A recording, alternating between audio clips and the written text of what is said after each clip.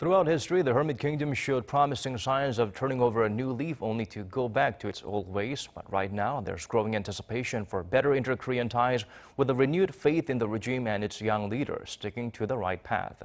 As such, Seoul laid out a vision for economic cooperation. According to our Oh Soo-young, it involves working with other countries in the region, especially on infrastructure projects. Seoul plans to lay the groundwork for economic cooperation with North Korea by partnering with regional neighbours, including Russia. On Monday, the Presidential Committee on Northern Economic Cooperation announced 4 major goals and 14 specific targets to achieve the Moon Jae-in government's so-called New Northern Policy.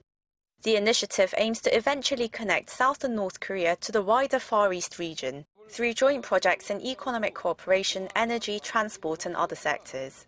Such efforts in the past had stalled, as the government's plans depended heavily on North Korea's participation. According to the Presidential Committee, that is why Seoul hopes to soon launch projects with Russia to pave the way for cooperation with the North once it's ready to come on board. After the North Korea-US summit laid the groundwork for resolving the North Korean nuclear problem, it's possible that relations between Russia and the US may also thaw, which allows us to come up with more specific plans for northern cooperation. It was also President Moon's intent to pursue projects between Seoul and Moscow that don't necessarily include North Korea, which is why we've been pushing for the 9 bridges of cooperation. The most notable sectors include connecting railroads, power grids and gas pipelines, which would stretch from the Korean peninsula to Russia's Far East. But some of the most immediate sectors include ICT, healthcare and tourism, especially as Russian energy firms face a number of US and EU sanctions. We plan to build an innovation platform to support efforts for research and development, as well as commercialization for small and medium-sized businesses that integrate Russia's core technology and our production technology.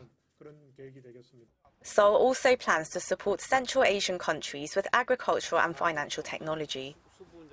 As inter-Korean relations improve and the North takes steps to denuclearize, which could lead to the easing of international sanctions, hopes are high that Pyongyang will soon play an active role in regional efforts to build the peace and economic prosperity of Northeast Asia and Eurasia. Oh Soo-young, Arirang News.